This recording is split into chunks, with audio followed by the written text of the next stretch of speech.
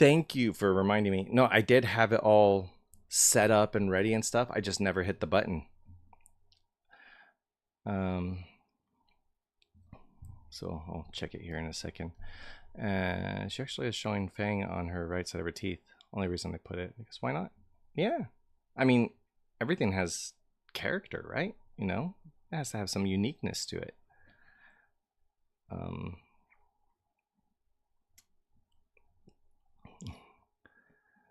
Don't worry, we've all been there.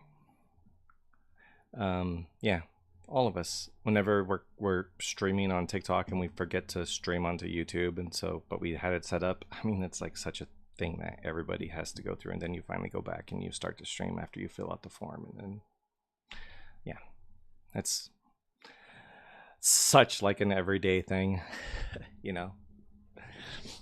So common. I really should give myself grace, right?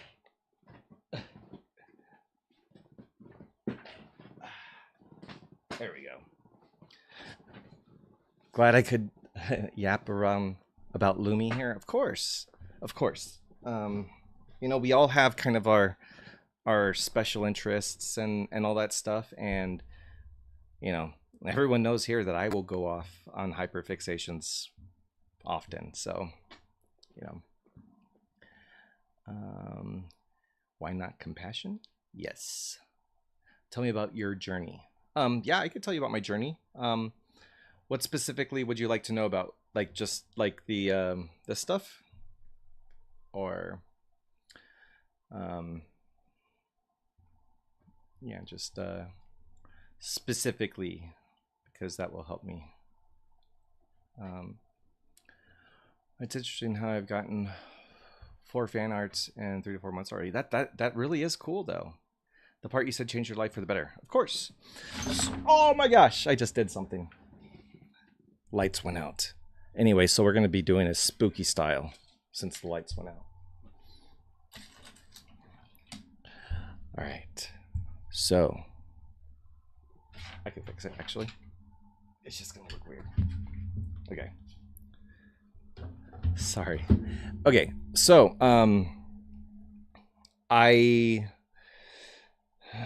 I was always aware that I had the symptoms of ADHD and dyslexia and even autism. I didn't know specifically that they were those things though. And so, you know, as a child, I had sound sensitivity, which was, you know, it manifested for me as in pain. Okay, so I'd get like pain in the back of my neck and down my spine whenever I would hear unexpected noises or noises that scared me. And they would literally send shivers through my whole body, but those shivers included pain. And so then from there, you know, I would be scared of like fireworks, that kind of stuff. And then I would, you know, I internalized it by listening to music really loud, and just eventually it stopped hurting. Okay. So things like that. You know, I would have issues reading, and I was just told to try harder, a lot of that stuff. But the reality is that I kept trying harder and harder and harder, which eventually led to my burnout, because I wasn't going to be able to master these things without even the knowledge that I was, you know, neurodiverse. And so, you know, because of that, and being aware of these things, you know, I tried to fix them. I tried to correct them. I tried to improve myself. And no matter what I did, I kept hitting the wall and kept just not being able to achieve what I wanted to achieve. And so eventually I just chalked it up as my own failure. You know, this is just me. I'm just dumb, you know? But that was not true. Oh my gosh, sorry. And when I got my diagnosis, it proved it to me. You know, it allowed me to have the freedom from all the criticism I had given myself over the years. It allowed me to forgive myself. It allowed me to give myself grace. And then once I was able to kind of, you know, accept it as being something that, you know, is a part of me but isn't me, it gave me so much more freedom to be a little bit more authentic, as well as a little bit more confidence on being able to tackle sort of this next phase of my life. And so that's the reason why it made my life for the better, is because it gave me clarity on stuff I had been dealing with my whole life, but things that I felt like were me, were just my problem, my issue. And when I discovered it wasn't, and then when I discovered there's other people out there that had the same thing, it changed everything for me. And it really did help me feel so much more better about everything. Um, so imagine not having that mindset, and then you get struck with like the realization that you have all these things at once, and then not only that, it's through burnout, and your executive function just goes away. So then you're just dealing with it, having not even realized it was there to begin with. I, you know, it it could easily make anybody like really go into a deep depression, and because even that night was traumatizing. How did I get the diagnosis or testing? So what I first did was I had been dealing with burnout. It was probably about 6 to 7 years of slow, gradual burnout. And the last about year and a half, I was having increasingly difficulty with focus. Now, it had been getting bad over the years, but just seemed to get worse and worse and worse. And um, you know, sorry, hold on a second. Um, and so what I started doing was I was researching what these things could be, right? And I was kind of like, I was aware of ADHD. I just didn't know that this was what it was. And so I, you know, ended up circling around ADHD. Um, but what I was doing was essentially, when I looked at the list of the, traits, symptoms, or whatever you want to call them, of ADHD, basically what I did was I started waiting for those things to happen. So I would just continue going about my life, and hey, if I'm inattentive, I'll notice it when I notice it, because I'm doing lots of like listening to my body, listening to my brain, doing all that kind of stuff, just kind of, a silent observer of what's happening, right? And um, so I would start naming these things that I would experience, because I would start to experience something. I'd be like, oh, that's being inattentive. Okay, yeah, I see it. Just like, I'm trying to pay attention, but it just kind of like days off. Okay, yeah, I get that. And then it would be moving on to the next thing, and then kind of what I was doing there was I was trying to build my experience with it. Okay. Because I knew I could just go into the doctor and say, yeah, I think I have this thing. I don't know. But what I wanted to do was to start to look at the traits so that I could narrate with the right terms my actual real experiences. Um, and so that's the way that I approached it, because I also knew that who the hell is going to believe me that I did not know this for 40 years, right? The last thing I wanted was to be dismissed. And so I had to come up with the actual sensations, the feelings of how things were, so that they would be able to not even look at what I'm thinking I have. I'll let them come to the conclusion on their own. I will just be the one who says what I'm going through, which just so happens to be things that I know are ADHD, right? And it really did help.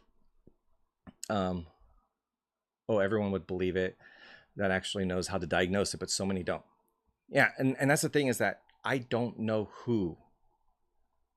And so the best thing that I could do, the best thing really anyone can do who's trying to get a diagnosis, is understand what that diagnosis is to you, how it impacts you. And you have to talk about that without using the labels, the diagnosis labels, because the diagnosis isn't up to you, it's up to the practitioner, right? So you can't use those. Instead, you just talk about the feelings. And then everything that you can say is just 100% your experience in your words, Control Alt Unmask.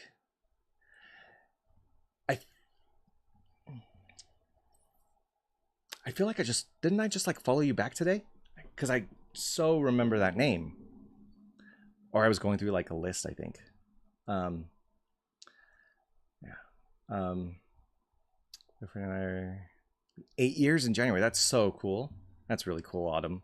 Congratulations. And I'm so happy that I was able to help you, remind you to get a gift. Did you get a gift?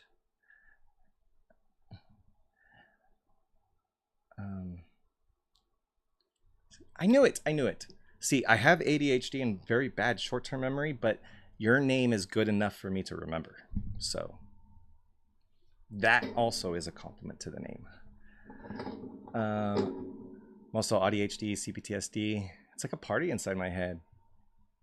Yeah, I mean, that's the thing, is that like, even when I started this account, I was like, I'm going to talk about the ADHD experience and what it's like to learn about ADHD as an adult who has a bit more understanding of themselves than a child, right?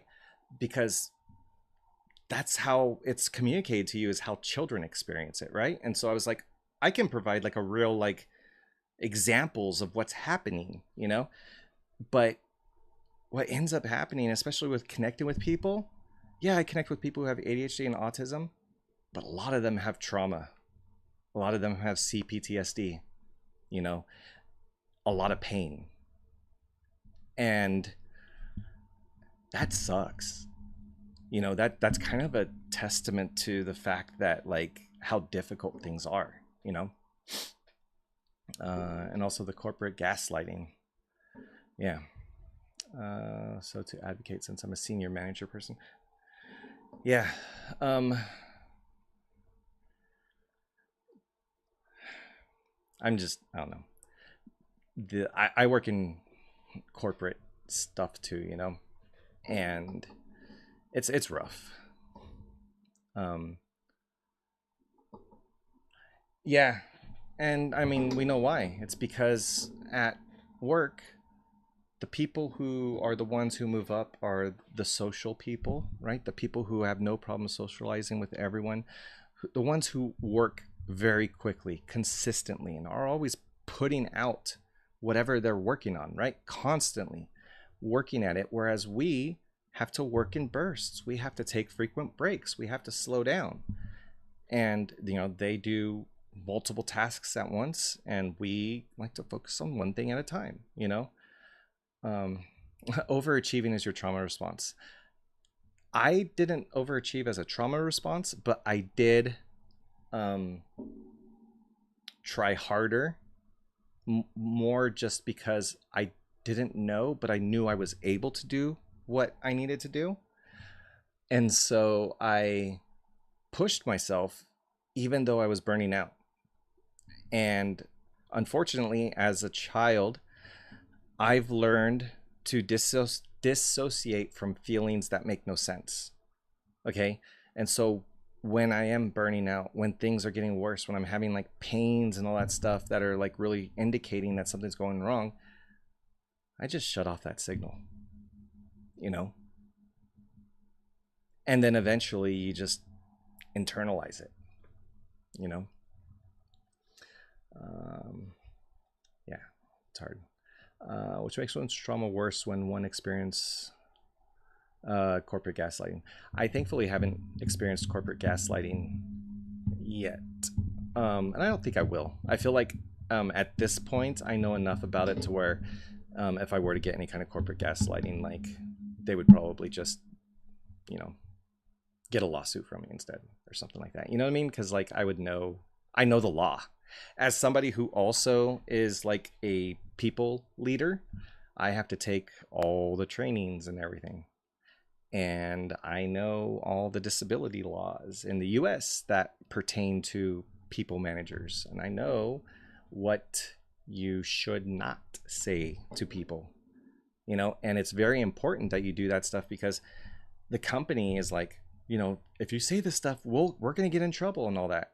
So I know what things to not say, which means if they do that gaslighting, they do that stuff, and especially if HR is aware of certain accommodations that I need, and you kind of see that they are piecing things together. I mean, it's just like way too easy. And so I don't know. Um, but yeah, and internalizing is so toxic to myself. Good for me. Good for me.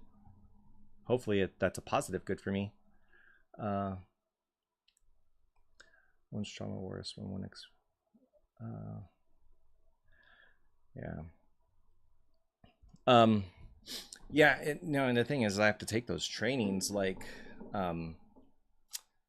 multiple times a year. And every time I take it and I see this stuff, I'm like, you know, I make note of it because in all actuality, I have to kind of remember that stuff. It's kind of important for me to remember it, you know? Um, it was positive, but I already forgot what about. Hey, you know what? That's not allowed here in the ADHD chat, okay? Just kidding, obviously, but yeah, that's a very common occurrence. Yeah. CO had to go to neurodivergent training. I made an accidental mess. There's a story here. There's a story here that Deloitte. See, now I can't even talk. As you know, Deloitte is technology partners with many, many, many companies, right? So I'm no longer going to be talking about employment related stuff. I do not work for the Deloitte, but there is close ties. I quit there because they're with the stormtroopers now. Well, that's right. We got to join the resistance, right? Deloitte is kind of like a consultancy firm, sort of, I think. But I believe it's like I don't know. I know that like the company that I work for partners with them for like sales and implementation and stuff like that. And so as much as what I know about it, you know. But yeah, that's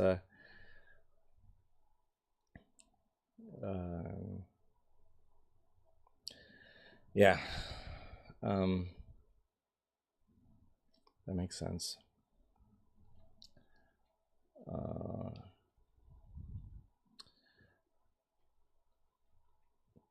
I like want to ask where you're. Anyway, thank you for the heart me and Chuck McGee. Thank you for the ice cream cone. Sorry that I'm so late and behind on those things. That was not intentional. My most sincerest of apologies. There's that one. All right, cool.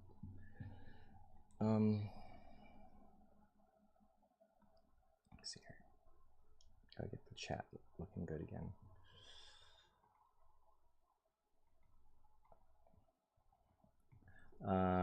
Just like only neurodivergence would quit over ethics.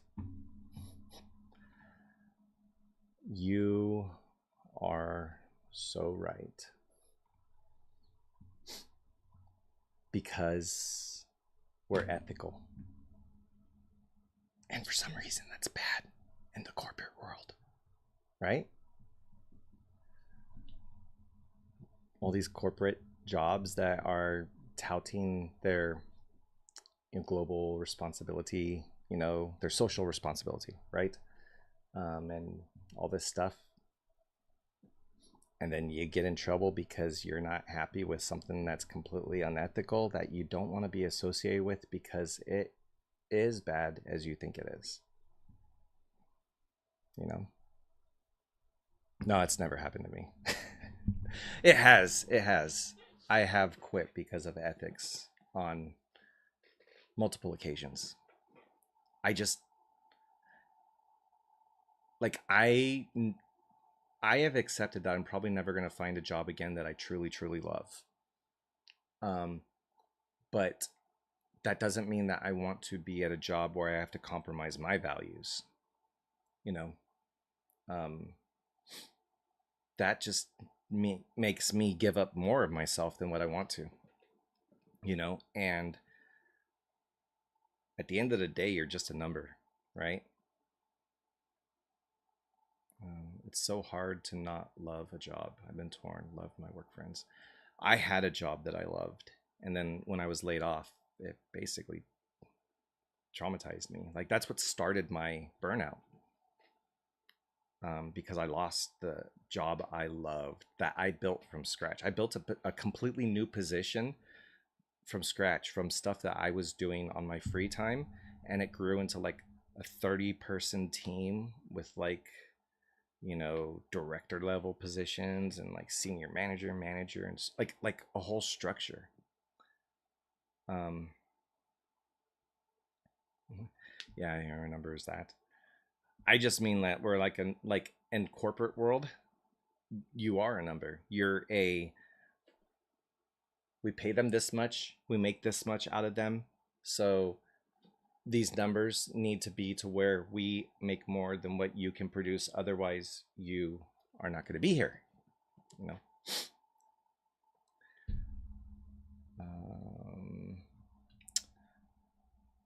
I can see that I couldn't handle layoff. Tell us more if you want. I won't talk about like the job because I think that's revealing probably too much.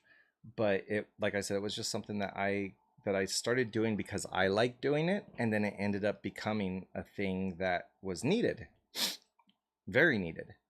And I ended up like winning awards and doing all that stuff. And had I not even done that, I would not have, the career that I have right now.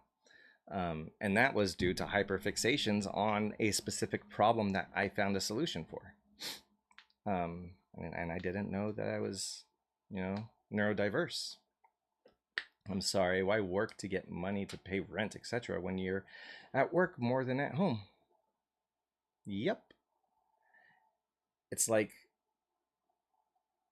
we start working for these companies that then like kind of trap us into needing to work, right? Oh, I didn't check to make sure that was turned on. Nope, not that one. I don't remember, it's that one.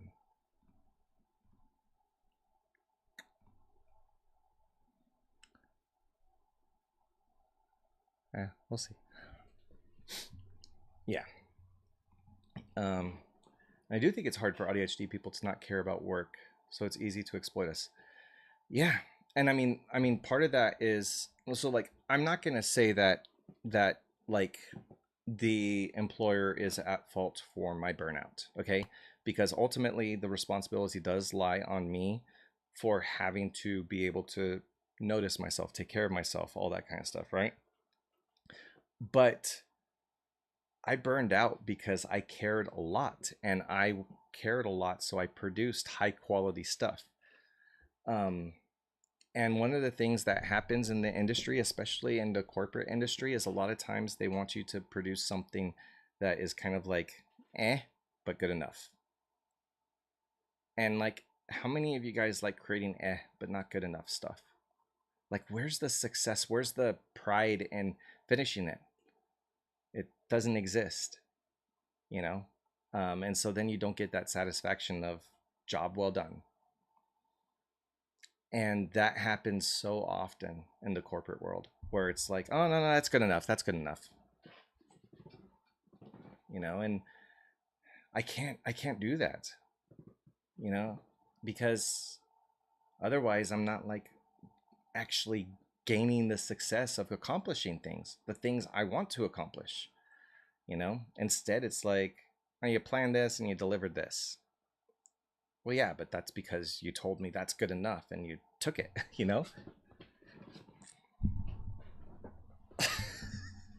So grateful you're here. It's hard being a genius. Well, I wouldn't say I'm a genius. I would say that I definitely can offer different perspective than many other people have, but that's because those many other people are typically just not aware of much. But yeah, why not compassion? Why not values? Why not ethics? Why not integrity? Why not virtue? you know so many things that you just do not find out there that are just so important, you know? They take work, they do. But those are things that need to be a part of how you live, right? Like, what are you without your values? Who are you without your values? You're no one special, because there's nothing about you that you're standing for, that you're living for, that is your choice, is you. If you have no values, then what's guiding you? You know? Armed drones, imagine drones with human arms. But I don't talking about that anymore. It's sad. Yeah. Like an NPC living without values. Exactly. It's exactly what it is. You know? And it's like people just choosing to be NPCs. You know? Which people do on TikTok. You know, you've seen those feeds. That's a different thing. But when you don't live out your values, stick to your values, have integrity, you know, and honor towards those values, like, why even have them in the first place? You know, how quickly they are let go of, you know? Yeah. If you have not established your values, I think they're the ones that are messed up, you know? How do they, like, it's not like you could, like, I don't think we're overthinking the importance of knowing yourself, of knowing what you stand for, knowing why you stand for it, and it being something that is, you know, to the benefit of everyone, right? Eat Tim Live, sleep, drink Tim Live, repeat my values. Well, I mean, I'm not going to argue against that one, except that you should be sleeping more. It's why so many main characters are autistic coded. Main character just by living with value. Yeah. Right. I know the work is more productive and happier. See, and that's the thing. The job that I had, it honed in on my values. Before I even really had my values defined, because it allowed me to help people, it allowed me to demonstrate empathy, it allowed me to do the troubleshooting of things, which I enjoy doing. It allowed me to work in bursts, literally in bursts. Like, there would be lulls and then busy times, and lulls and busy times. Perfect. I got to travel the world, you know. That was fun too. But it honed in on my care for people, my ability to troubleshoot, and my ability to empathize with people, and then my strong sense of justice. Because, and this is not my current company, because companies are evil sometimes. And when I am talking to a customer and I see something that's fundamentally wrong, where the customer is truly a victim of, you know, some kind of thing, as far as like corporate selfishness, I would argue it back. I would argue it back to leadership, even as just a person who could easily get fired, you know, who wasn't a leader at the time. And I would just say, like, really, you guys want to work for this, for a company that does this? All right, sure, go ahead. You know, if that's what you want to do. Oh, by the way, I was in engineering and they were in customer support. So why is it that the engineer cares more about the customer than customer support?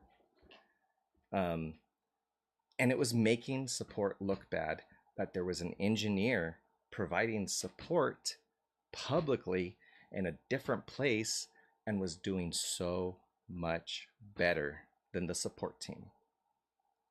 And it was because of my mother effing empathy and my emotional attunement. This is true. That's what I would as well. Oh, I believe it. I believe it. Healthcare billing financial. I mean, listen, insurance and hospitals only exist to make money. Like, well, that the insurance only exists to work with hospitals to make insurance money. It's all about just money and, you know.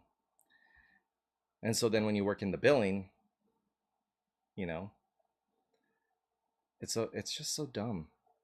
See, like even they artificially jack up the prices and then they lower them for people who have insurance and they make everyone else pay the higher prices, you know? And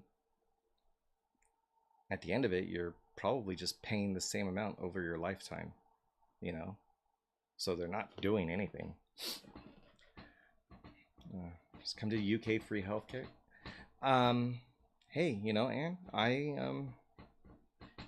you know, maybe when my kids turn 18, you know, we'll see. You got in trouble for your empathy as well. It broke me. I burnt out. Um, I had many times where my empathy did get me in trouble. Um, but the thing was that I would always turn it back on them and just say, look, again, I'm in engineering. Why is it that I care and you don't? You know? Isn't it your job to care? Isn't it my job to not care? So why is it that I'm doing your job? Yeah. Now we do pay, but it's in taxes and stuff like that. Yeah, I know. And I think the thing is that it's a little bit, it's, you know, at least in that way, it's variable. You know what I mean? You know, depending on different kinds of like households and stuff. The way that the system is done here, you could be making certain amounts that are like right in like a you know, a overlapping area between like different thresholds, and you could end up paying a whole lot more because you're just close to a thing. Because last year you got a 25-cent raise, you know, now you have to pay thousands of dollars more for your insurance, you know? And it's dumb because people like, in order to save money, you have to like refuse salary increases because it'll bump you up into a different tax bracket. And then, you know, wait, we're not, yeah, I think we're getting off the topic. We're like talking about taxes and all that stuff. But why? Because of the healthcare. Yeah, just things mess up. We're talking about ethics. That's what we're talking about. We're talking about the reasons why it's hard for us to keep jobs because we're ethical. So yes, it is related. So maybe I should put that up there so that people aren't like, what are you talking about? You know, I just have to get back to that. So let me see if I can find a label I can throw up there. We'll see. It's just conversation. Yeah, it's true. But the thing is that in conversation, at least for people who come in, it's nice to know what the topic is, right? Because then they know what we're discussing. I think it's a worthwhile topic. Do you guys think it's a worthwhile topic? All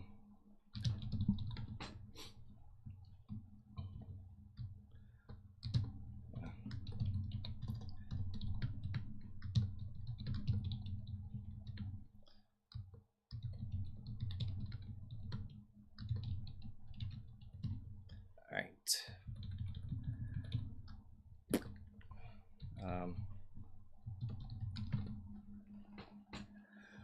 Let's see. That's a good one. Boom. Just gotta make it a little bigger. Oh, that's big. Yeah. There we go. Control Alt Mask. Well, thank you so much for popping in, and yeah, appreciate the compliments, and yeah, please come on back. I think it is. You can certainly have an interesting conversation on this. Yeah, and we should because that's what we. These are the things we need to talk about. These are the conversations that we need to have because we need to come to a common understanding of where the problem is. Okay, because we need to be able to point that out because despite what RFK wants, autism isn't going away. Okay? And if anything, the autism population is going to be growing because as the testing criteria is expanding, as we're learning more and more people are fitting that criteria. As more people burn out, guess what's happening? They're realizing that they internalized it. Okay, there's a lot of sleeper agents out there, you know, and we multiply.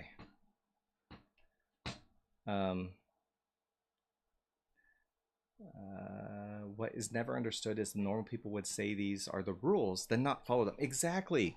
Like, and the thing is that I think part of it is that we, at least for my case, rules are important to me because rules are a framework, right? It is saying here's what you cannot do. So it's like, okay, great. Like I have bounds now because I can't pick up on the bounds that I'm supposed to pick up on, but at least they're established there, right? And so they mean more to us. So to us, we're like, rules. Okay, yeah, cool. How come they're not doing it? Because when we do things that are not supposed to happen, like we get ridiculed, we get made fun of, and then we find ways to not get made fun of again, right? But then that person just did the thing they're not supposed to. That doesn't make sense, right? And so it's kind of like that whole like what it's like to not do the thing that's expected, but it's okay for them, right? It's I think it's that confusion, at least for me. It's knowing what rules are, what they matter to you, because you finally at least have some kind of instruction manual, right? At least a fragment of one.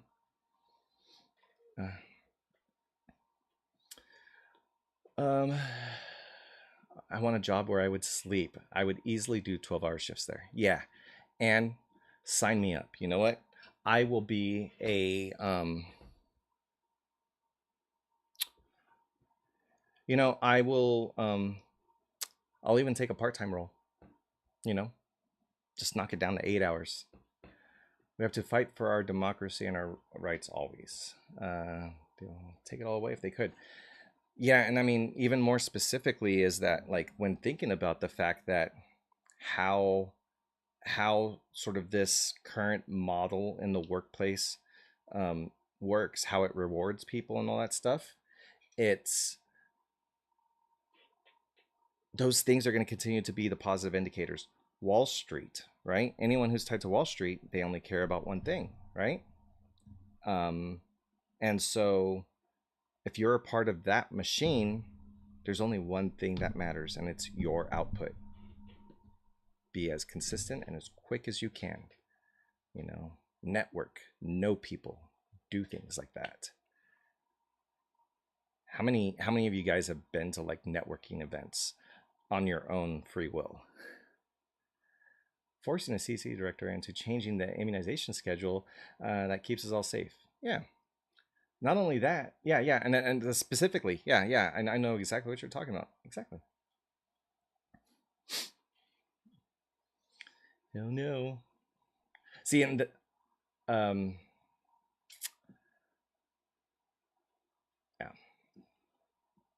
I don't even remember what the question was.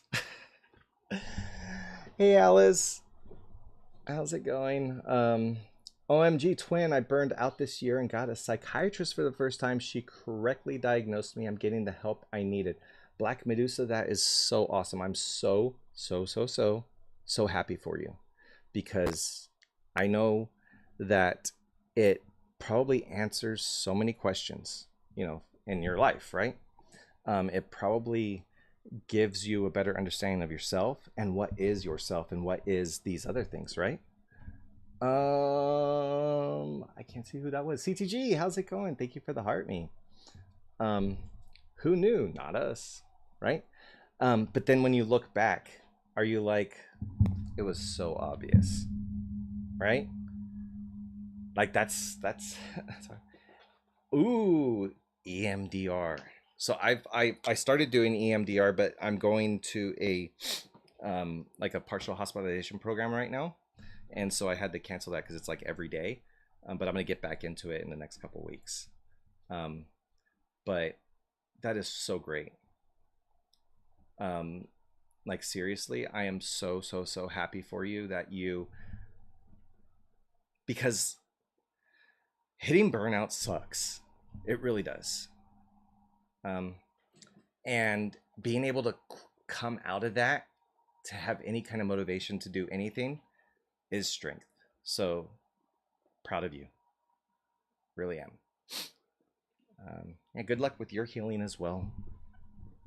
Yeah, I started having see, my thing is that I don't get the ideations, because as a child my fear response was freeze, which is basically like a do nothing kind of response for me. And so when it gets really bad, I just do nothing. I become nothing, you know. Speaking of burnout, I am so much better today. That's really good. I'm really happy for you. And I didn't even realize I was burnt out until after it happened, because I didn't know that I could burn out from just doing normal stuff, you know. And it was too late by that time. You know, that was just normal stuff burned me out. Well, normal stuff and a lot of life things happening too, but definitely was the normal stuff too. But yeah, it sneaks up on you. Had I had no one to talk about it, I definitely burn out. I'm so glad that you got that then, you know, that you had that. I really like NET and breathwork. Chuck, NET. Trying to remember what that is.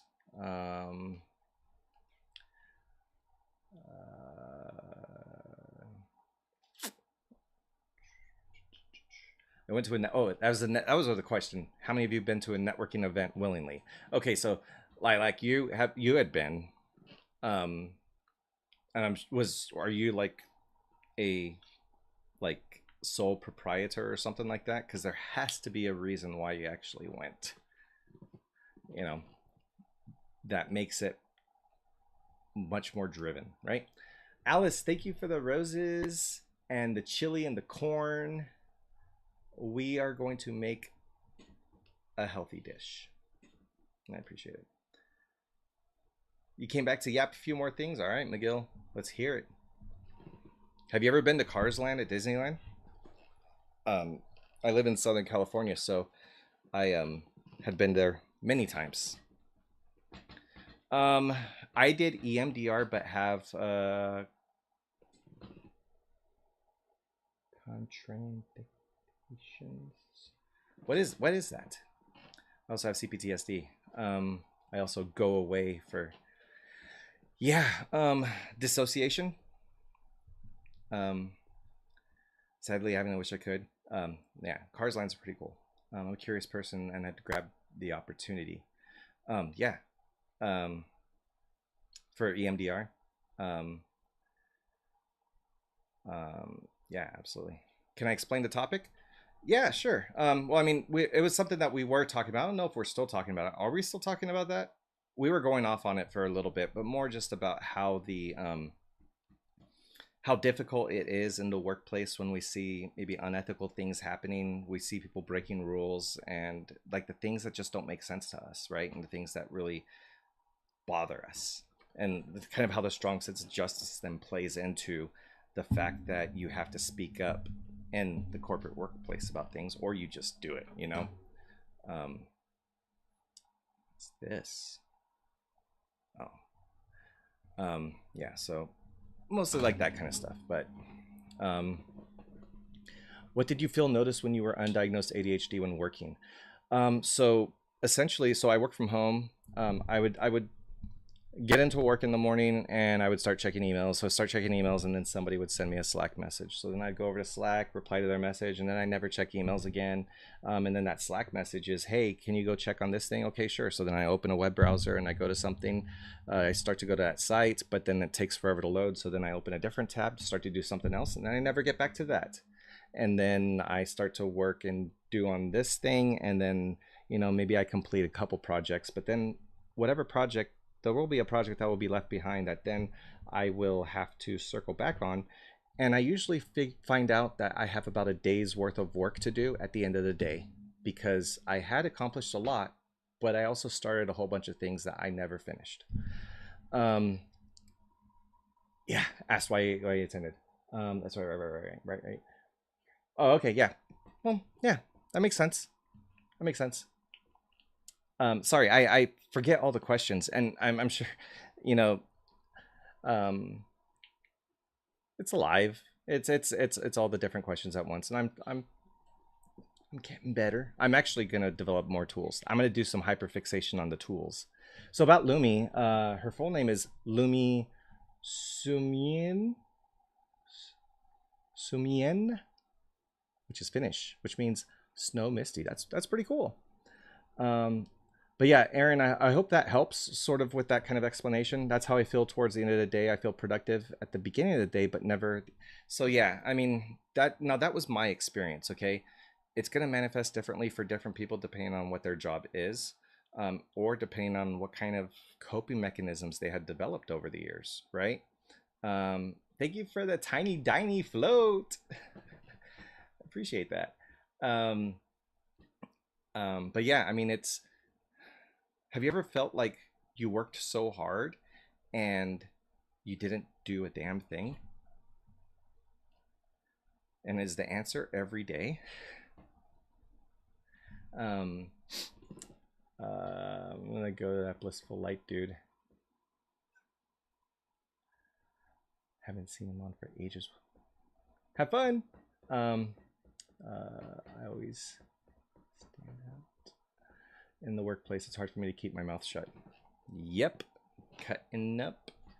Exactly. I was always the huge customer advocate. Because I wanted to be on the team of the people who were victims of the unethical treatment. It took me a long time to choose her last name because I didn't know which one would suit her. Well, you came up with a really good one, McGill. I know your name's not McGill, but I just call you that because of the name on there. Dissociation is the contraindication, reason to not give or administer EMDR in this case. Oh, okay. So I dissociate, but I can control it. And so, but here's the thing is that I will inadvertently dissociate too. But I know, but I can also get myself out of it like anytime because it's basically like just waking up. But I can also put myself into it because it's just neuroplasticity basically for me. And thankfully that won't get in the way, because I can keep myself out of dissociation. Mine is a severe case and diagnosis of dissociation disorder. Yeah, so mine was more learned behavior because of the CPTSD, and it had to do with specifically the type of trauma, where the trauma occurred, allowed me to have that neuroplasticity because I had to tighten certain muscles that were by the vagus nerve that then allowed me to access certain types of, I guess, mindsets, whatever. But basically it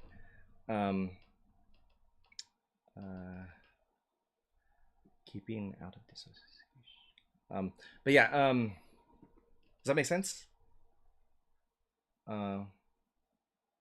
Honestly, I didn't know I did it until a partner pointed out that I would literally just answer myself. Yeah. So yeah, it was learned behavior because of the trauma. Like, it was essentially triggered by clenching, preparing for pain. And when you do that, it's very easy, or at least for me, it was very easy to have that dorsovagal shutdown occur. It was just like, it's just right there. And so as a child, I stumbled upon that. And so I even remember as a child dissociating.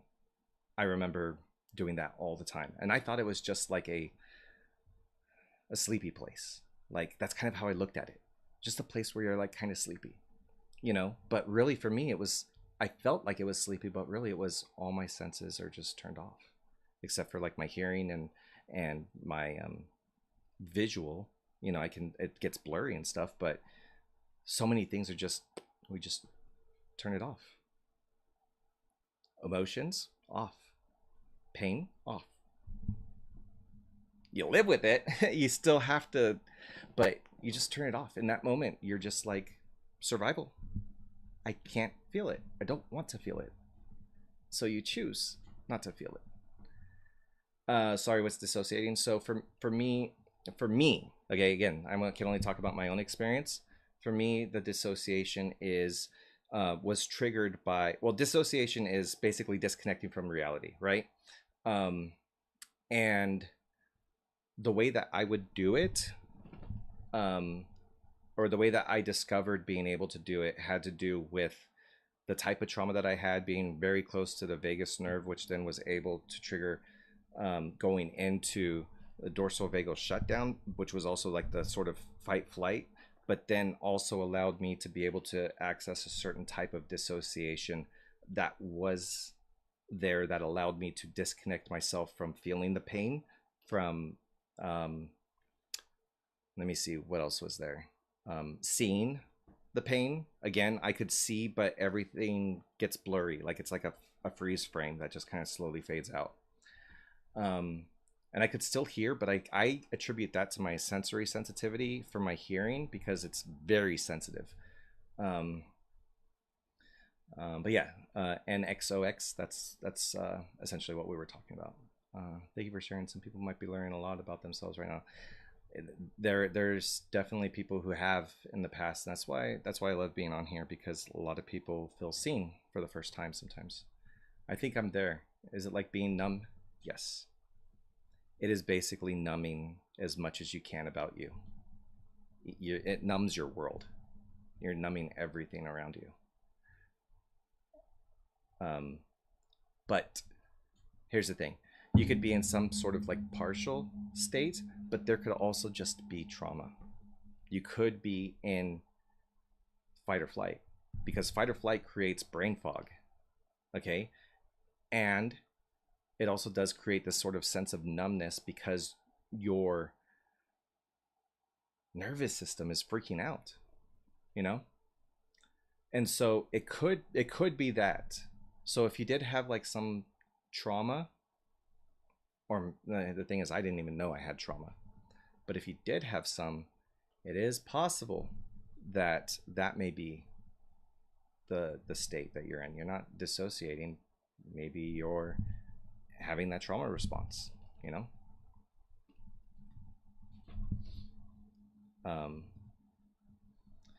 Yeah. But now that's what confused me, because I was in that specifically is the dorsal vagal shutdown state. I was in that state for about 11 months, from last year until about a month ago. And I was also awake when I came out of that state, and I was able to see just how much brain fog it gives you. And I've also been in the state to see how much brain fog ADHD gives you, because I did like a test with Adderall and like this other long story. But the brain fog that you get from CPTSD is so much more intense. It is so much like you're not, it covers everything. Okay. It numbs you. You're in survival mode. Your body is only having essential functions work, because it's saying, I want to survive. This is what I'm doing right now. I'm just surviving. Okay. Yeah. I was in that. Currently going through a trauma response to fight right now. I'm in dorsal vagal shutdown. Yeah. Like I said, I was in it for almost a year. And as soon as I got out of it, I cried so hard. It was so hard being in that state. And the thing is you don't realize just how bad it is until you get out of it and you remember what it's like to not have it, because you don't remember what it's like right now because trauma. What meds? I take gabapentin for nerve pain. All these things are prescribed by my doctors. I take another medication for what's it called? Piriformis? Is that what it's called? I think so. I've like just learned it. And then for ADHD, I take Adderall XR, but I'm gonna be switching it up. So I've been on medication trials for a while, but because I was in the brain fog from the CPTSD, nothing was working. But now I'm gonna go back to those other ones and try again. I had really brain fog. Yeah. Yeah, some people don't realize what happened to them is trauma. Exactly. Like I had a rough childhood, okay? But I didn't think it was traumatic. All right? But it was. Meg, how's it going? And I didn't realize that it was until now. This is the messed up part. If you guys want to know, like my trauma isn't like devastating, okay? Like it's sad, but it's not like devastating. Okay. But it's very intriguing how I found out CPTSD because of that. Meg, thank you for the heart me. Acronym collector, thank you for the heart me as well. And Chuck, thank you for the heart me. Learning about structural dissociation helped me understand that trauma puts you on that spectrum. This dissociation for me, it's just like I'm like excited about like what I want to share, and I don't even know if I can. But okay, so real quickly, all right, I have a condition called piriformis, and it causes nerve pain on my upper leg. Okay, and it has to do with muscles being wrapped around a set of nerves, including the sciatic nerve, the vagus nerve. Actually, I think the vagus nerve may be a little higher, but they're like somehow like intertwined, right? But when the muscle contracts, it squeezes the nerve, which causes pain, but then causes more inflammation around the muscle because it shoots out more, and so the nerve is basically choking itself. So I felt pain. As a child, I was spanked, okay, and I was spanked very hard, and my parents just didn't know where they should stop, right? And so it got extreme a lot of times, and I blacked out and stuff. But when I started feeling that piriformis, my brain was like, holy crap, we remember this. And I went straight into fight flight, and repressed memories started coming back because of this nerve pain. It triggered everything. That's what triggered that night, was just me developing piriformis.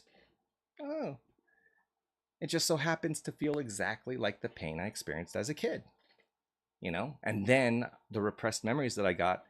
See, I remembered it as a kid. I didn't remember the extremes. So my brain reminded me of the extremes. And then that's what I realized. Oh, it wasn't just like a gentle pat. No, it wasn't just a gentle pat, And so that's what helped me then realize I had trauma, because the way I looked at it beforehand was, oh, that's normal, right? And then when I realized it wasn't, when I saw it again as an adult, as a father myself, it didn't make any sense. I had injections in the piriformis at UCSD Hospital La Jolla. I'm going there to do that.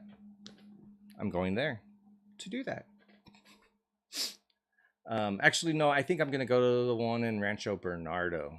It's closer to me. But yeah, UCSD is where I do all the stuff. I'm glad you're back, Anne.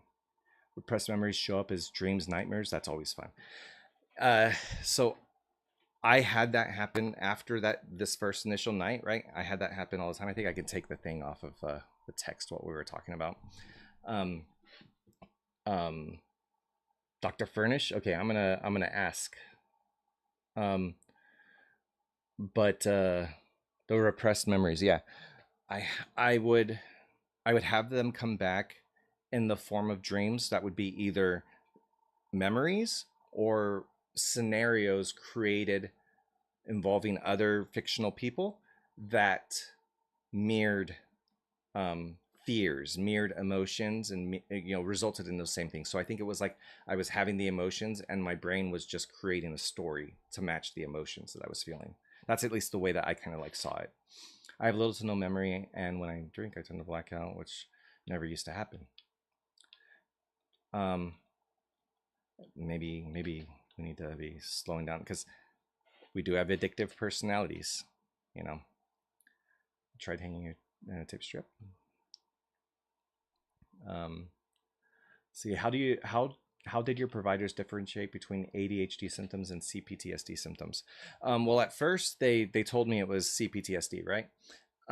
And but the thing is that I knew from my experience that, well, I knew I had trauma, but I also knew that I had ADHD because even though I had a trauma response from that one night, the issues that I have had my whole life. Okay. And I know that it can cause you to have those symptoms and have them your whole life. But I also have hyperactivity. And then I also have things like literal thinking, and all these other sort of things that have nothing to do with sort of being a trauma response, that are more like social, more like dysfunctional. And those types of things are really what stood it apart from me for being not something that was actual trauma response. So that I did a little bit of diving into the ADHD symptoms and the CPTSD symptoms, and the things that ADHD had that CPTSD didn't have were things that I had. Um, we traumatize ourselves by shaming ourselves for neurodivergent traits. Maybe. I think a lot of us, and I definitely shamed myself, but when I found out it was me, when I found out it was ADHD and it wasn't me, I took it upon myself to forgive myself instead. So um, rather than kind of being upset about it and ruminating on the past about how things could have been, I just took it as, well, I'm glad it's not me, and I'm glad that I know what it is now, because now that I know what it is, I at least have a better idea that maybe something can be done about it, you know? And so doing that helped me kind of get over that shame. And in fact, I was very happy to finally just have an answer, you know? Um, you're welcome. Hopefully, I did something good. Complex can also be childhood or from wartime. Yeah. I think the thing is that um, the difficulty that I have is because it resulted in significant behavioral shifts, or I guess just behavioral results, because of just the being used to being in chaos all the time, you know. Um, yes, once you have the diagnosis, you'll understand yourself and reconnect with the self. Exactly. When I when I found out about all this, now I did not have a sense of self. Okay. In fact, my sense of self was gone, because it's like I don't understand my brain now, and I was having a trauma response too, all that stuff. But when I finally took a look at it and I saw how it was impacting my life and started, again, naming it, I started realizing, oh, this has been there like my whole life. Not only is it happening right now, but it's been there my whole life. And I can remember all the times it's been there. And that's when people start to think, oh my gosh, like what could have happened? Instead, I was like, I can finally fix this. This is the thing that I've always tried to fix and I could never fix. And now I can fix it. Um, I haven't looked at structural dissociation, but it sounds like probably what I do, because my dissociation is controlled. Sometimes controlled. Sometimes I will dissociate inadvertently, really just even throughout the day. Like I may even dissociate while driving, but I'm still present enough to drive, if that makes sense. Well, I think all of us do dissociate to a certain degree when we drive, right? Um, but that's how I'm able to tell, because you'll do that when you're driving. I'll do that when I'm sitting on the couch, or I'll be eating dinner and all of a sudden I'm doing that. It just, but then I pull myself out of it. I don't do it that often, baby. Gravy 23. How did I fix what? Um, it's good to know what worked for you. Yeah, at least for those things. Yeah, they do need solid proof, and the thing is like that's kind of where it's up to you to really understand yourself. So if you're going for a particular diagnosis, you do need to really understand yourself, because you're the only data that they're going to have to work with is whatever you say, right? And if you can't articulate the right thing, which we already can't really articulate it well, without the proper kind of knowledge, um, we're never going to get the help. A question, if you allow. I'll allow it. I will allow it. I will also figure out why my lights turned off.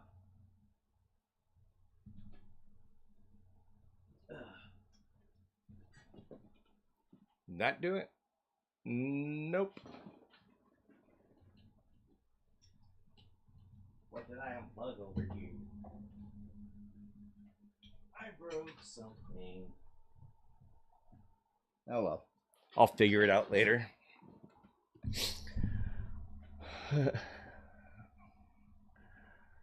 A lot of us cannot use words as well. Yeah, and see, here's the thing. Like, I can speak kind of like okay right now, but if I were to invite anybody up as a guest, like the conversation wouldn't flow as smooth as you would think. Like, I get mute, you know, like I get overwhelmed very easily, and it doesn't make me uncomfortable, because I mean I work in corporate. I got to do Zoom meetings. You know what I mean. So I'm used to that stuff, but it's more on the like conversational level, because it just mirrors like real life. Um, hey Kai, how's it going? Uh, yeah, you can help Meg. You guys want to have Meg come up, and do you want to come up, Meg? Because then I can find that plug that I accidentally unplugged. All right, let me, I'll send you an invitation. Let me get rid of these things here.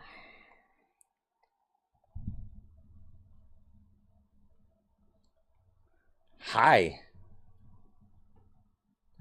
Oh, the video's not showing yet, so don't even worry. Yeah, can you hear me?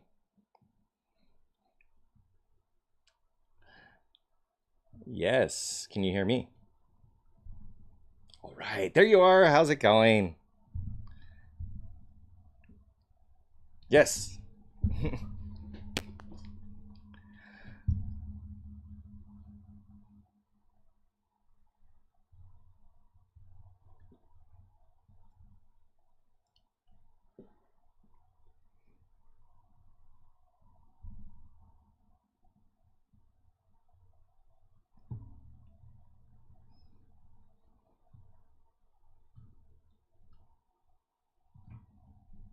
Okay.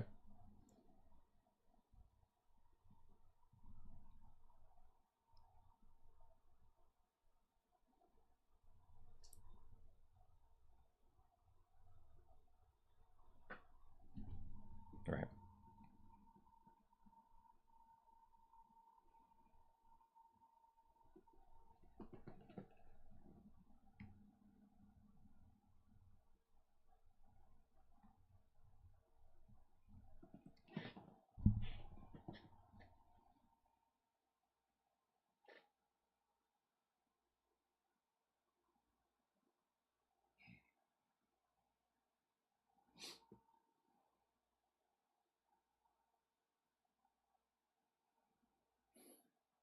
I have the instrument right here. My mom graciously stopped by the house about a year and a half ago and said, "Hey, you got it the worst, so here you can have these." Very lighthearted. Oh, really?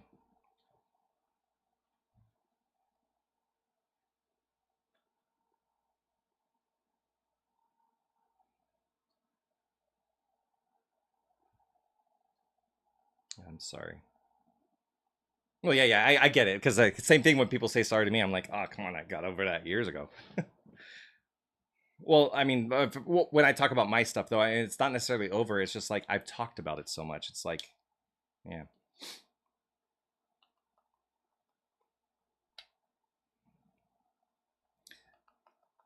right. I think when I said I get over it, I meant more just like I'm over like talk or feeling bad talking about it kind of the thing. Like it's more just like I'm over the part that makes it uncomfortable, I think, for me at least.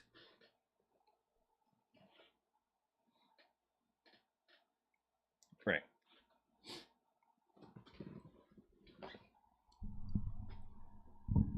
Oh yeah.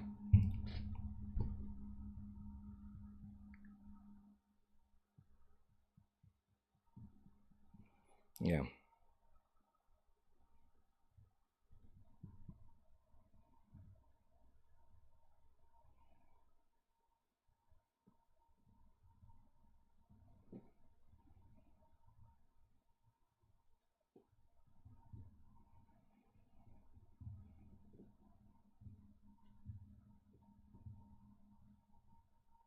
Mm-hmm.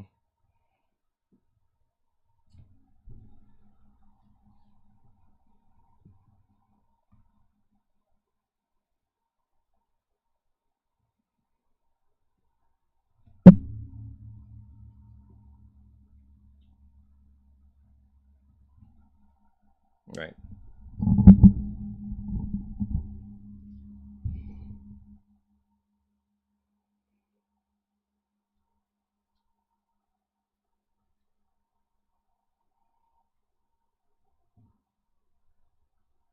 Right.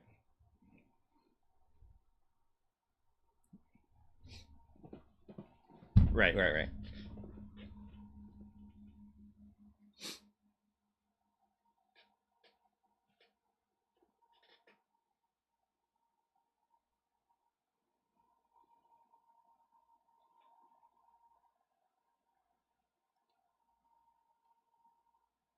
Right. Right.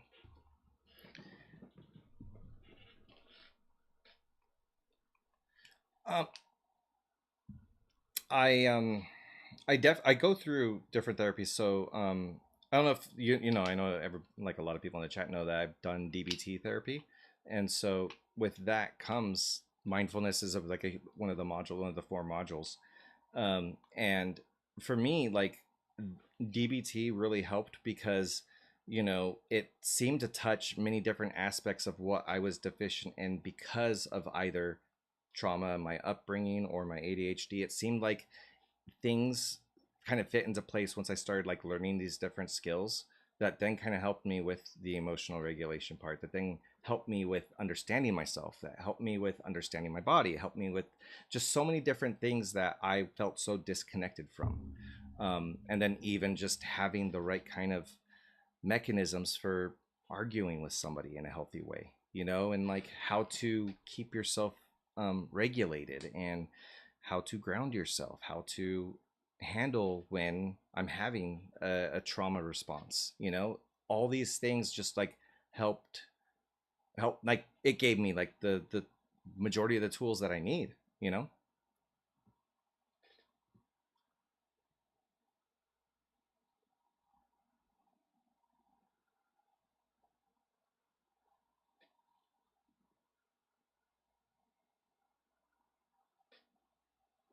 Yeah.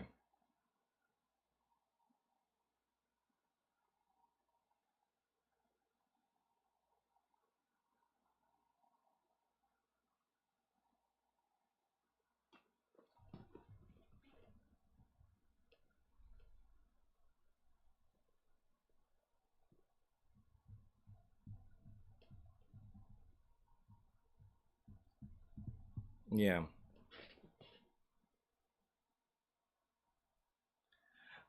Yeah, I'm in Temecula. I'll say that.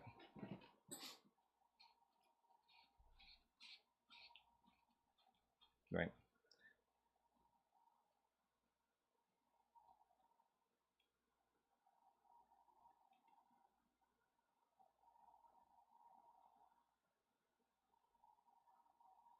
Mm-hmm.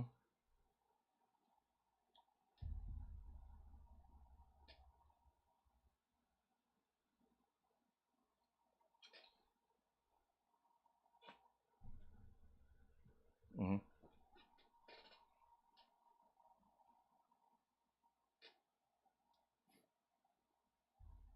Well, no, no, it's just you don't get the support that you need, right? Um, but one of the things that I found that was helpful was a lot of those at least through insurance they really try and push you, especially when it comes to psychiatry and psychology, like having you work with somebody virtually, through one of those sites. And though that's actually worked really well for me because I feel so much more comfortable doing things virtually. I feel like I can open up a little bit more. I feel like so much more comfortable. And at least the ones that I have, there's a lot of openings, at least the ones that are there. So, I don't know if United has anything like that, but I mean, it's not that bad to do virtual.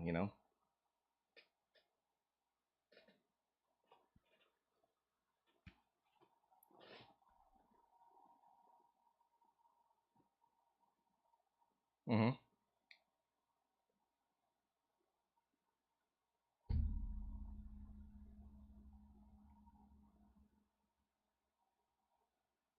Oh yeah,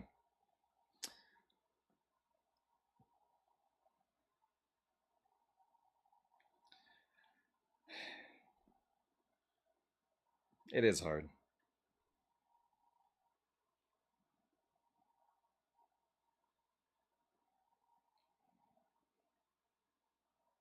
I think as an adult, it's hard to get help because um, I think even a lot of the practitioners don't really understand um, like how these things happen, and so they look at it as like if they see some of the symptoms in themselves, then they've normalized it. So then when somebody else comes to them and says, "Hey, I'm having problems with this," well, everybody has problems with that anyway. So what's your problem? And yeah, no, go ahead.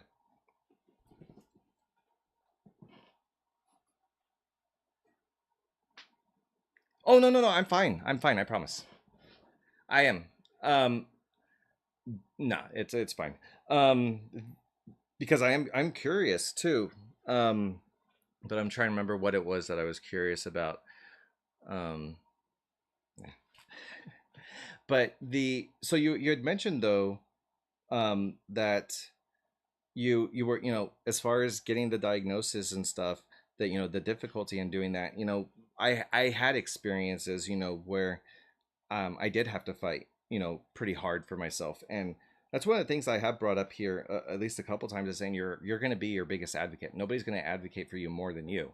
And so if you want to get a lot of this stuff done, you have to make the calls. You have to do all the stuff. Like I specifically sought out an official diagnosis for ADHD because I knew that I wanted to get on stimulants if I was, but I didn't want to get on stimulants if I wasn't because my dad passed away from heart stuff, and so I needed the official one. So I sought out like a place in Orange County to have it done, and like the much more lengthy, like the 3-4 hour long test and all that stuff.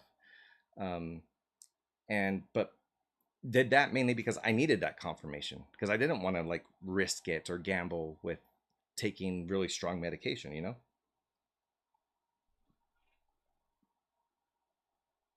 Great.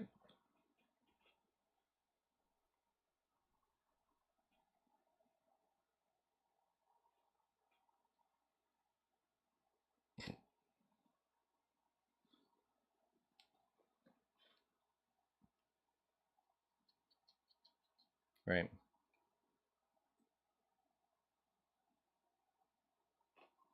Right.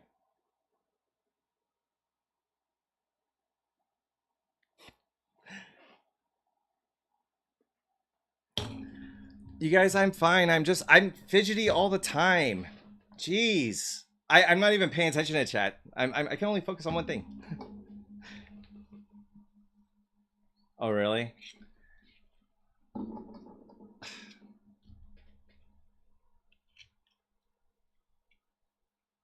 You can be fidgety. This is a safe space.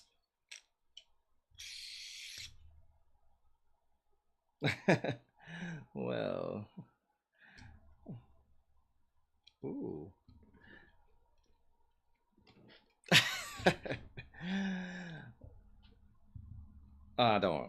Don't be nervous.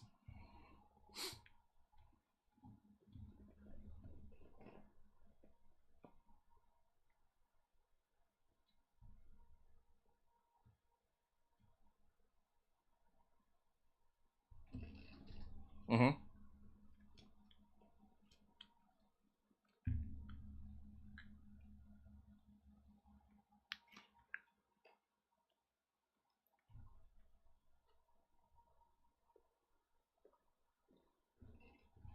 Uh-huh. I know.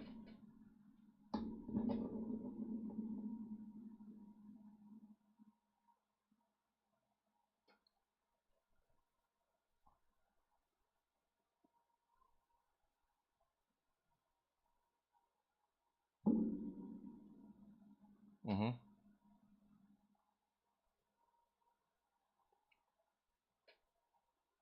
Right.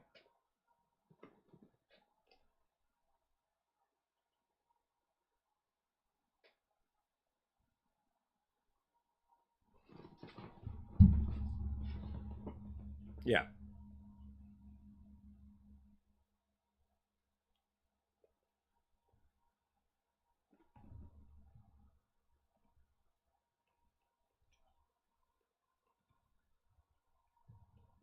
Mm-hmm. Yeah.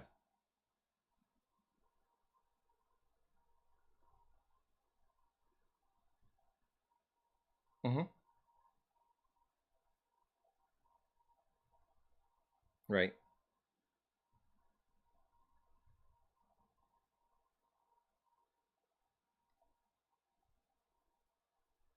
Are you looking forward to that?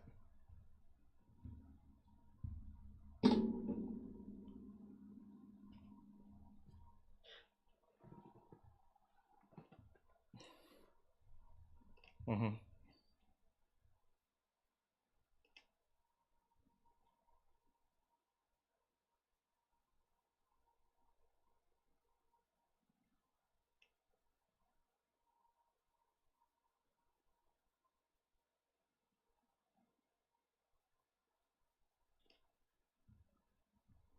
I didn't, but I need to check up with my neurologist now because they told me it was a functional nervous disorder, but maybe they're the same. Yeah. But mine happens during trauma responses.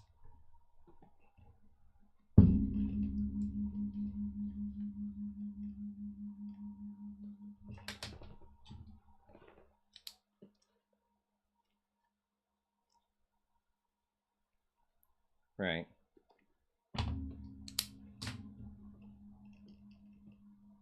Mm-hmm.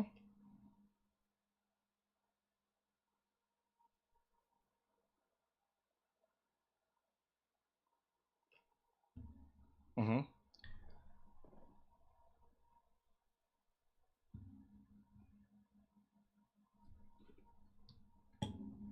Mm-hmm.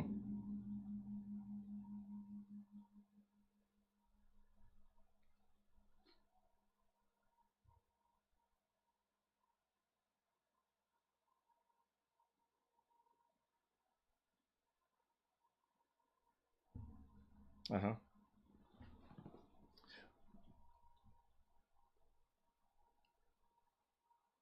Mm-hmm.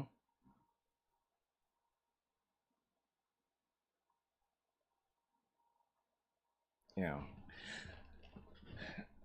No, I'm thinking about it though, because like maybe about like 9 months before I had this event, I did have an episode of shaking, like a non seizure, shaking. I went to the hospital. They just said, "You're fine. You're just shaking." Like, and they just had me sit there, and like it was just like complete, like my whole body was shaking, my neck, everything was just like, but I was fine. Like I was present. There was nothing wrong. I was like, I could pass any kind of sobriety test, and like but my whole body was just doing its own thing.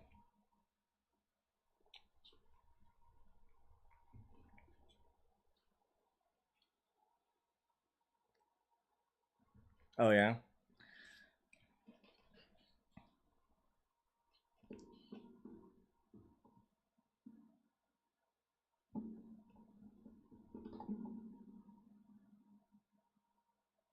I talk about them all the time because I feel basically my nerves, and so like I have sensory sensitivity, so when I hear those unexpected sounds, I feel those chills. They all like overwhelm me.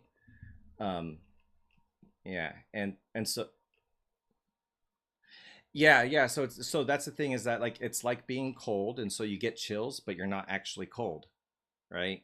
Right. And so I would have that happen so many times, and I would think I'm cold because it feels like the same response. Well, your body's basically telling you you're cold because you're conditioned to believe that this means I'm cold. But when it happens, and especially when it happens like, in a room that's like 120 degrees because of all the computers, it doesn't make any sense, right? Um, and so that's kind of like how I was able to make that association. Um, but yeah, the what's what called? Sorry, I just looked at the phone.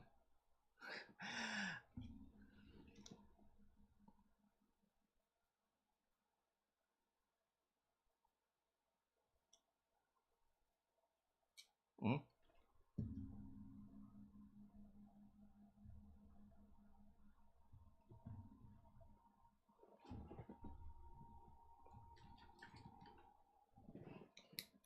Okay.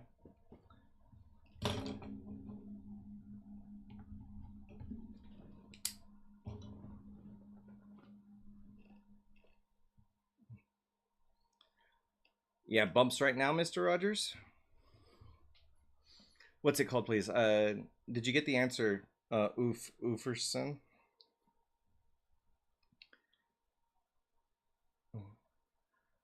Doxy. Doc. Doxiety. So anxiety from doctors, because I definitely have anxiety from doctors.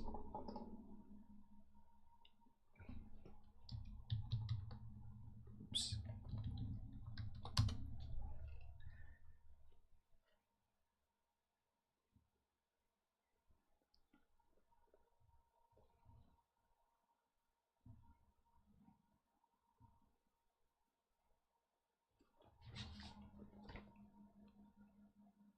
Yeah. So this is actually my summary sheet from the neurologist, and to be honest with you, I like, even when they were telling me about it and kind of giving me the information, they referred to it as a non-epileptic seizure, you know. And so I think maybe it's even just the terminology that they're using, because functional nervous disorder, maybe it just be something that is an overarching umbrella that then covers things like this. So maybe they're just giving me the general thing, but this is something that fits within it. That's like my idea, because, or my thoughts on it, because they did mention specifically non-epileptic seizures. So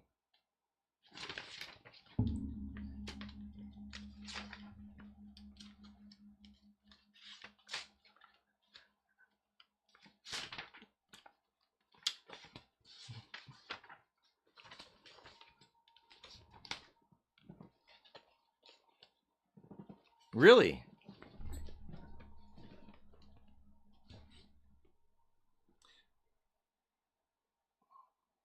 yeah. See, and the thing was, is that like that was something that showed up, like I said, months before and everything, and I felt like it was just like a trauma response, like, because, but the thing is that, yeah, it was a trauma response, because my, it did get worse when I would have a, but it was because of something else. It was just, increased because of the overwhelm, and um,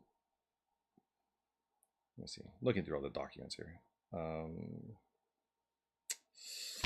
I don't know. I'll look through it later. It's a lot of reading.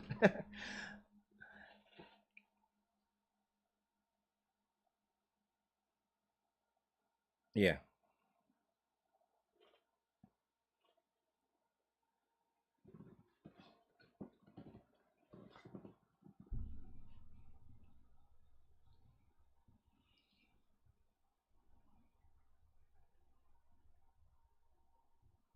Hmm.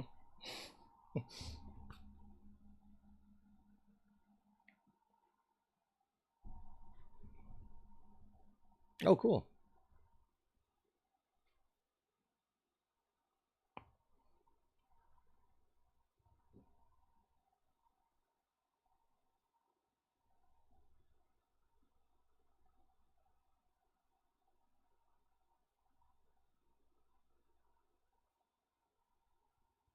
Hmm.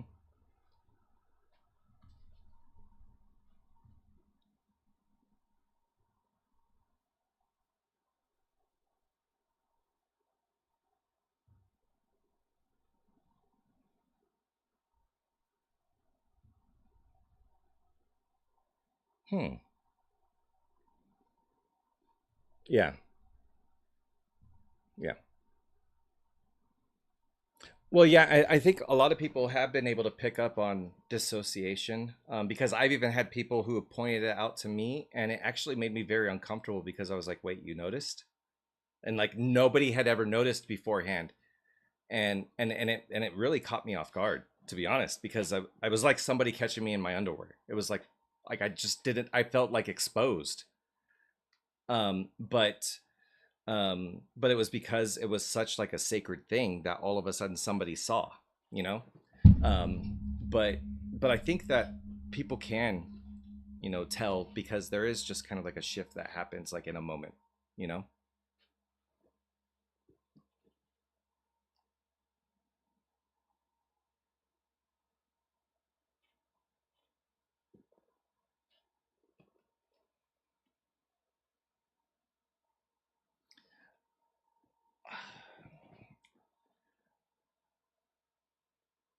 Sometimes they would go on for a while, like weeks, um except when I'm sleeping.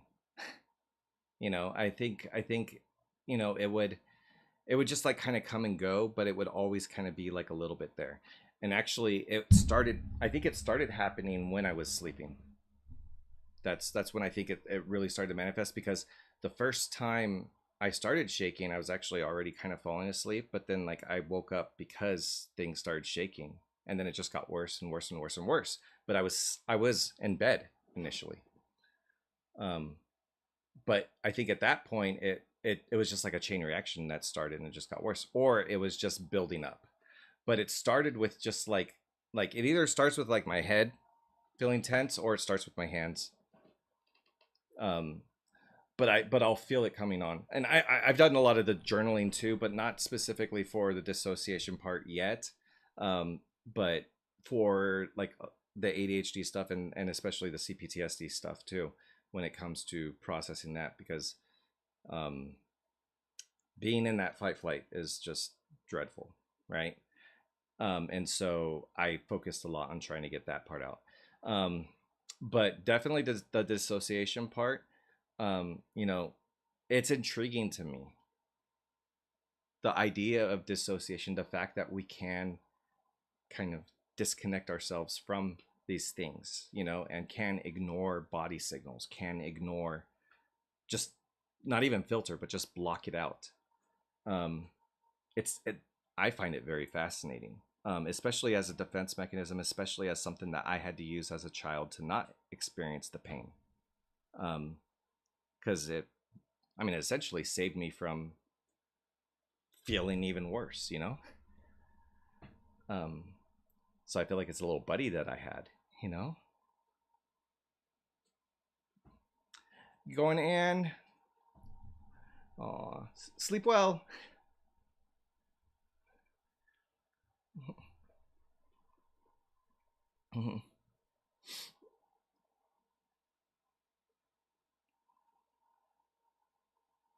It was learned behavior.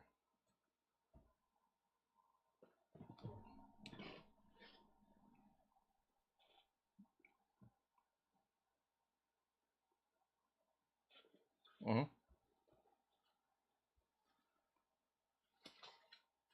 Fawn, fawn.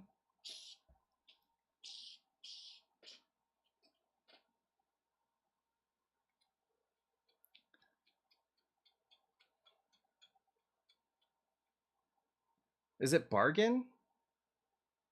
Oh, okay, yeah, yeah. Oh no, no. Freeze is the one that I have.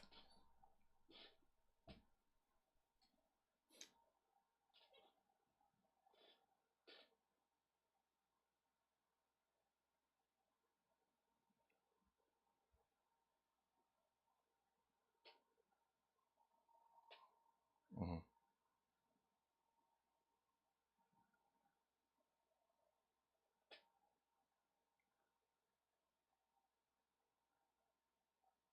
Been there.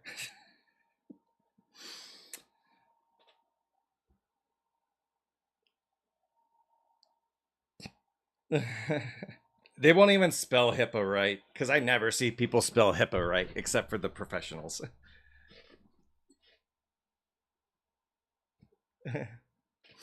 It's because people assume there's going to be two P's.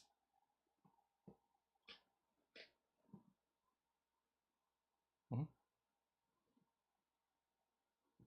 Yeah,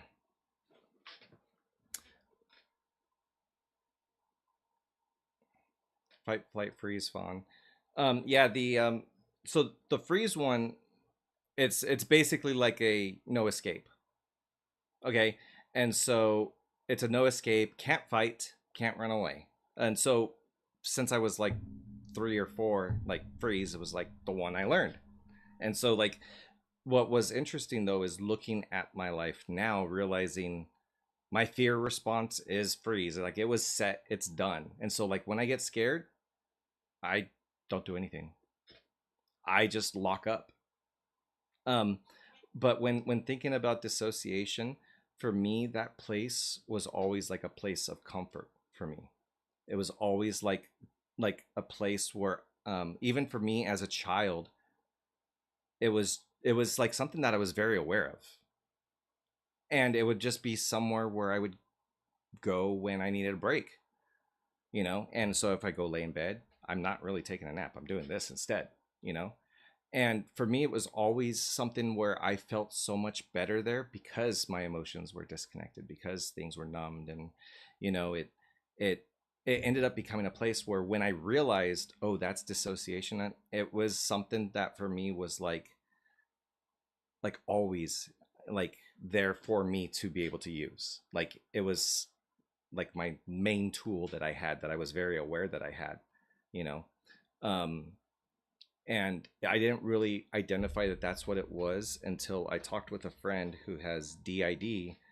So he knows a lot about dissociation, and I asked him about what his experience with when he starts to dissociate what it's like. And when he explained it to me, I then realized that's what I do every time I'm like either really deep in sadness or grieving. Like I automatically go to that, and then that's when I was able to backtrack like a lot of stuff and be like, I must have done that as a kid. That must have been what happened. And then that's when I remembered, oh, that's that place. You know, you do.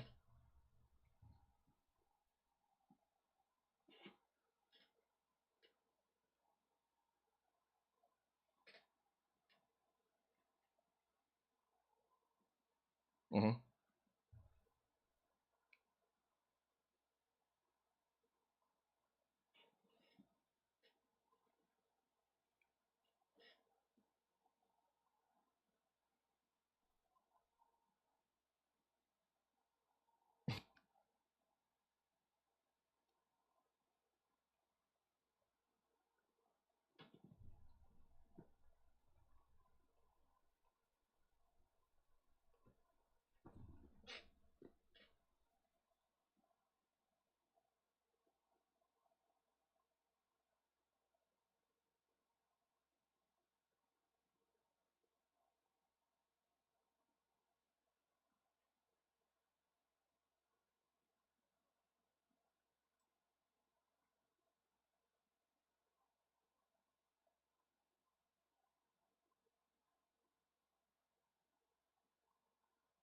Really?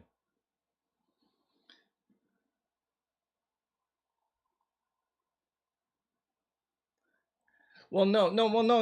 The thing, well, the thing that I was gonna say is that experiences are different for everyone. Okay, because the thing is that the only reason why I could really tell is because my amount of dissociation that I did was what was needed for me in that moment. Okay, so I was still present in lots of other areas to where I could see clearly what was happening. I could understand. So like even when I am dissociating, like I'm still in my thinking brain. You know what I mean? Like I'm still kind of like present and still um in the moment. I'm not dissociating mentally. I'm aware of where I am and I'm aware of how to get out, you know? But again, that's learned behavior that I learned very, very young. That for me is just as easy as like slapping my finger because it's so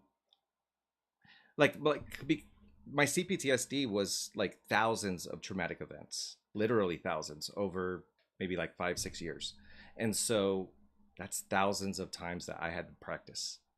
So it just became something that was like breathing. It was an automatic response of a, okay, well, it's gonna feel less worse if I do this, you know, and that's all it was because that's all it needed to be in the moment, you know. But that is a custom tailored to me sort of experience because it was only the things that were shut off that needed to be shut off. Other things weren't shut off.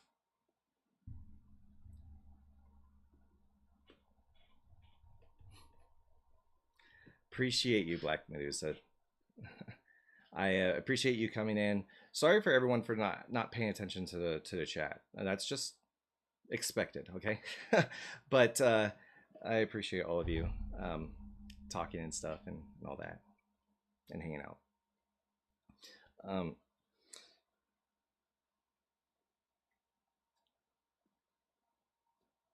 yeah. Hearing people discuss this and being open is very helpful.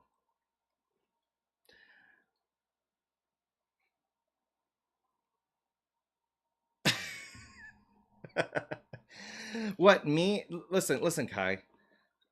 There's not too many people that I DM on Discord with. Okay, so don't be like Tim's ignoring me. Okay.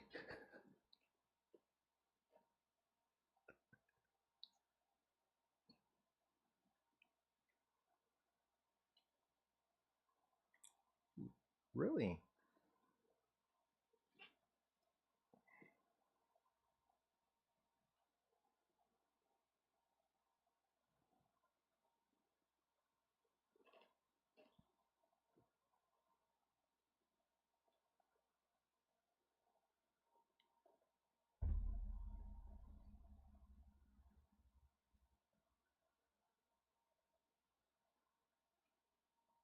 I appreciate you saying that.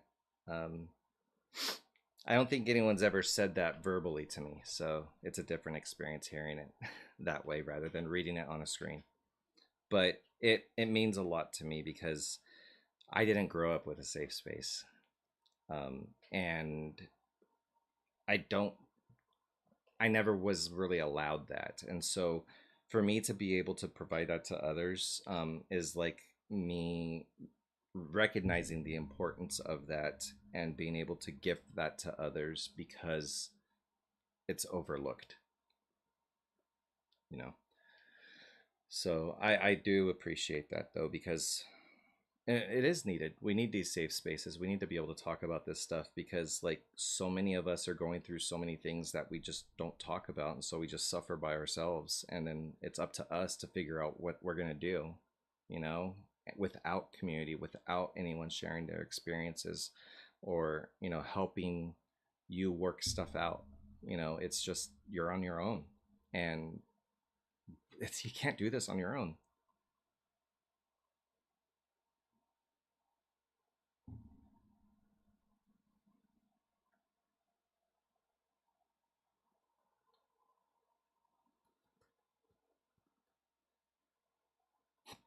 Hi, Lauren. Lauren has special privileges. She was the first moderator, so she just has legacy privileges. No oops, Lauren, you're good. I set it up for that.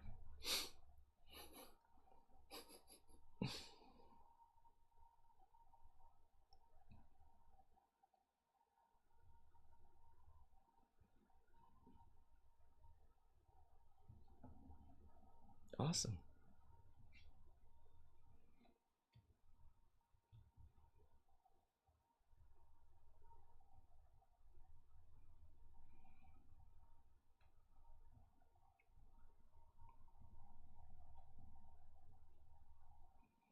Right. Lauren, you're going to get in trouble if you keep doing that.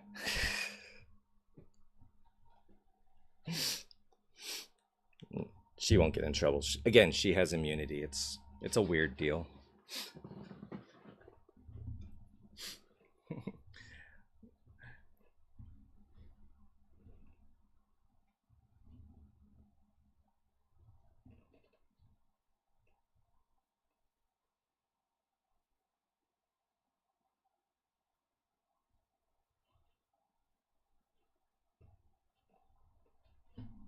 Mm-hmm.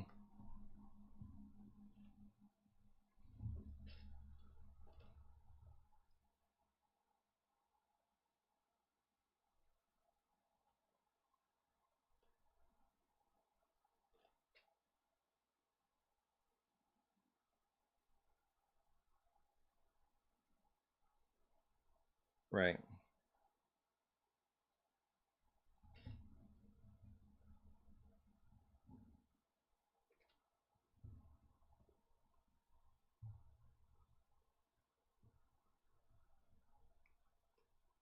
Right.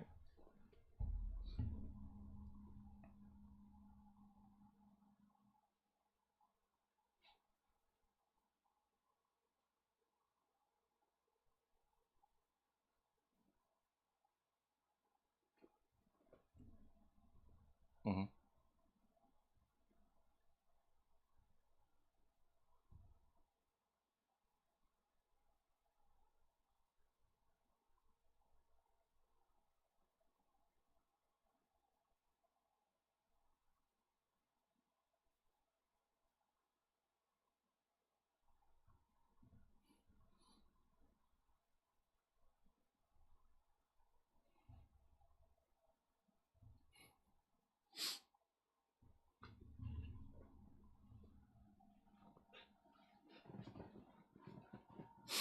Yeah, you're just okay. You're just trying to make me cry, huh? Well, joke's on you. I've already cried on my live many times, so nobody's gonna be shocked. Um, I do appreciate that because honestly, like all I ever wanted to do was to just like help people who maybe felt like they were dealing with stuff and maybe just needed a little nudge to go talk to someone. And it just kind of blew up into something bigger where people know that it's a safe space and they come here and that's why they want it, and then it ends up then helping a lot of people and you know encouraging a lot of people. Like I didn't really anticipate it, but it's a huge blessing to have that kind of be sort of a side effect of just this weird idea that I had, you know.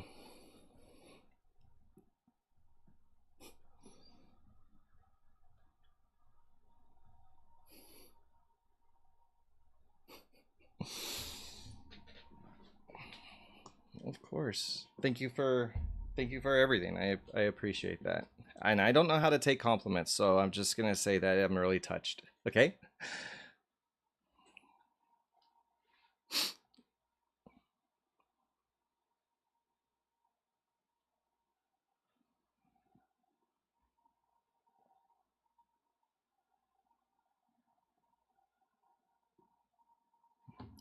You got to go wait, no, it's over here. You got to click on the name right there and then you got to follow.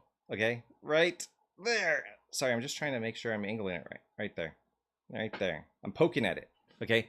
Click on the name and then follow. All right, and you'll have to go click on the top, because when you click on the name, it's going to show the gifts, and then you go click on the top, and then it brings up the profile. Then you can just hit follow. I'm Kai. Of course you did, but I'm just making sure everybody else in here who is not Kai is able to follow. 19 steps ahead. Okay, Anne and Kai are lockstep though, so all right. I appreciate you, Meg. Thank you so much. All right. You too. Bye. I'll disconnect it for you. Did it do it? I think so. All right. Woo. That was so cool. You guys are amazing. All of you are amazing. You guys are all good.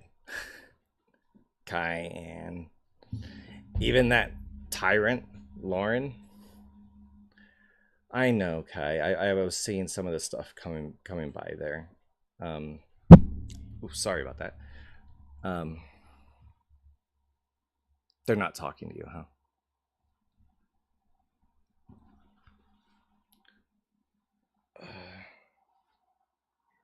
Why did I say your name like that? I don't know. It just came out that way.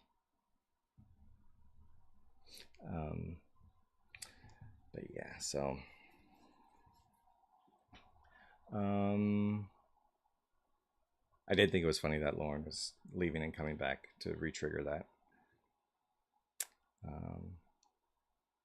As if it's like you're the worst one. Okay, so I think that that's probably more a self-projection kind of thing, because I wouldn't say that you're the worst one, I would not. I already know who the worst one is. I'm just not going to say who it is, but I know who it is. I've already decided that. Oh, I said I'm not going to say who. But you all know the person. In fact, it could be the person.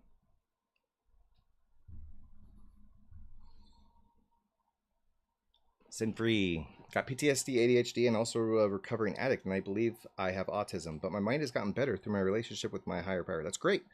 Spirituality is definitely an important aspect of, mindfulness, of just having a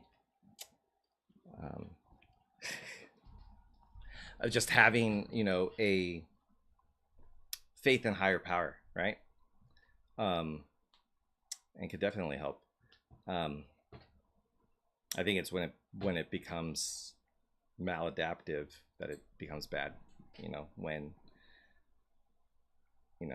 empathy turns to fear, that kind of stuff. Otherworldly Kitty, welcome in. Hello.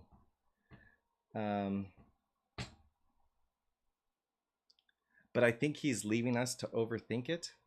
Yes, I am. Kai, you get me, okay? How are you doing? Oh my gosh. You guys are like talking behind my back in front of me. Very loudly. You guys are so much fun. But I do think I'm gonna go. It's now midnight. Oh no, that's a shame. Yeah, it is my choice to look at comments. That's true. This is my fault. It is my room, so it is my fault. No, that's not bullying.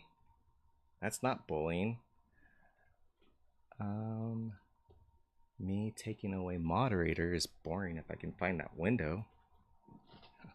That's bullying. But I won't do that. I could, but I won't, because that would be bullying.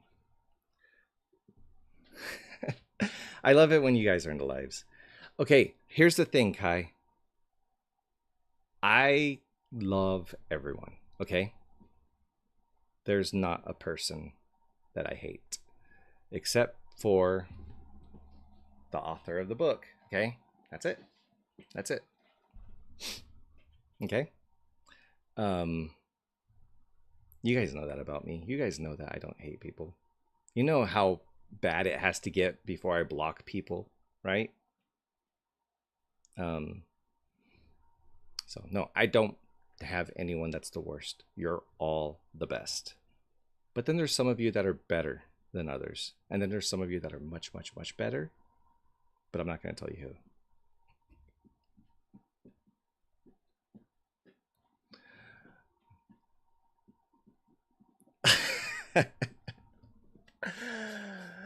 Oh man.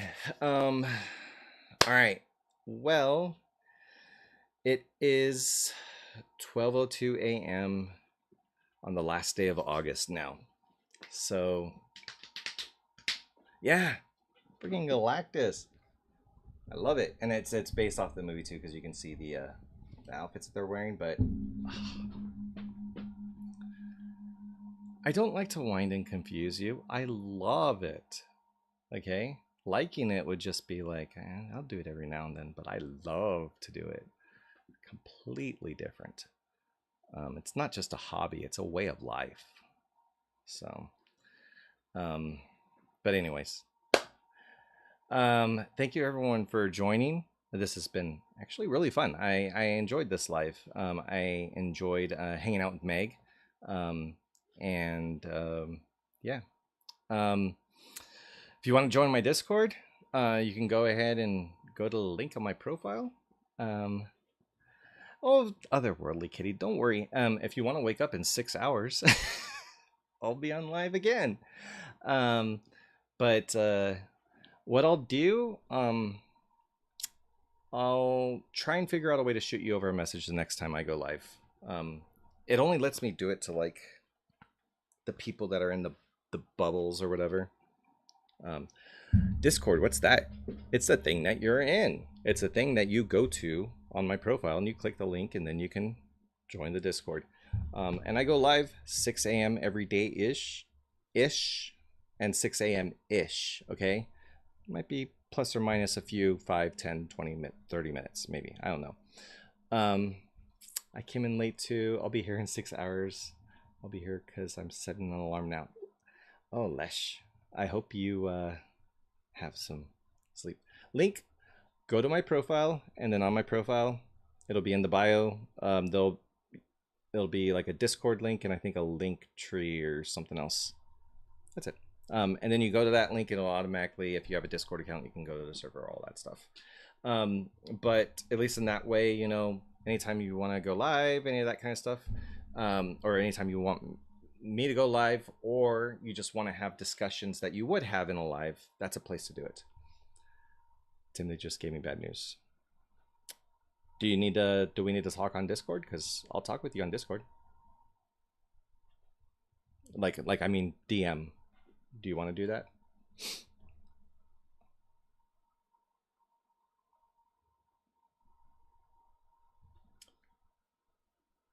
Or we can have like a group chat. Well, okay. Well, I'm gonna be there, so I'm gonna check in on you in a couple minutes. For everyone else, stop breaking people's brains. And thank you everyone. There was a couple gifts as well. Acronym collector, thank you for the heart me. Meg sent a heart me as well. I think she's off now. And then Starry Eyes 333 sent a rose. Thank you so much. Bye, I guess. Tim, who's the fave? One of you guys. So anyway, I will let you all go. 2.5 hours. That was a long time. Thank you everyone for joining. I'll be back online in 6 hours. I really appreciate all of you. This was fun, and I will see you all next time. Be well. Love you all, and some of you significantly more. Okay, bye. Gotta go.